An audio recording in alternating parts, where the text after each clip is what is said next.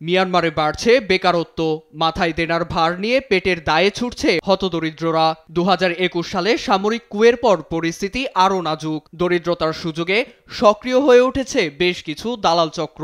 তাদের মূল লক্ষ্য অর্থের লোভ দেখিয়ে সাধারণের কিডনি পাচার করা।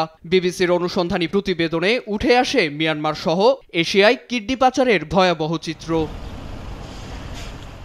প্রতিবেদনে বলা হয়, মিয়ানমার, নেপাল, পাকিস্তান, আফগানিস্তান এমনকি বাংলাদেশ ও ভারতের সাধারণেরাও কিডনি পাচারের শিকার।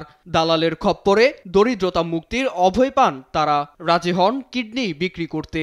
এমনই তিক্ত অভিজ্ঞতা জানান ৮ ভুক্তভোগী।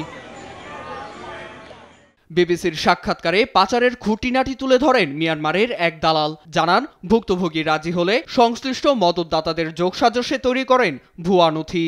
গ্রহীতার আত্মীয় সাজিয়ে দূতাবাস সহ জোগাড় করেন চিকিৎসকের ছাড়পত্র। তবে কিডনি বিক্রি করেও হাতে আসে না চুক্তির পুরো অর্থ। ফলে এক কিডনি নিয়ে ভোগান্তির শেষ নেই ভুক্তভোগীর। এশিয়া সহ বিশ্বের সব দেশে কিডনি বিক্রি অবৈধ হলেও ভারতে বেড়েছে এই অপরাধ। জড়িত আছেন চিকিৎসকরাও। ভারতের ইন্দ্রপ্রস্থ অ্যাপোলো হাসপাতালের চিকিৎসক বিজয়া রাজকুমারীর বিরুদ্ধে অভিযোগে প্রমাণও মিলে। সাময়িক বরখাস্ত হলেও আইনের ধরাছোঁয়ার বাইরে তিনি। তবে গেল বছর এ চক্রের সঙ্গে জড়িত এক ভারতীয় চিকিৎসক সহ ৭ জনকে গ্রেপ্তার করে ভারতীয় আইনশৃঙ্খলা বাহিনী।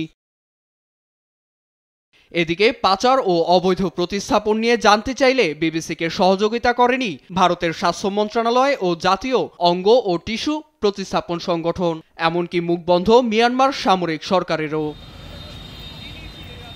বিশ্ব স্বাস্থ্য সংস্থা WHO এর প্রতিবেদন অনুযায়ী বিশ্বে প্রতি বছর গড়ে ১.৫ লাখ অঙ্গ প্রত্যঙ্গ প্রতিস্থাপন হয়। এর মধ্যে বৈধ যোগান মাত্র 10%, বাকি সবই আসছে কালো বাজার বা অবৈধ পথে। নীরব দাস, নিউজ ডেস্ক, দেশ টিভি।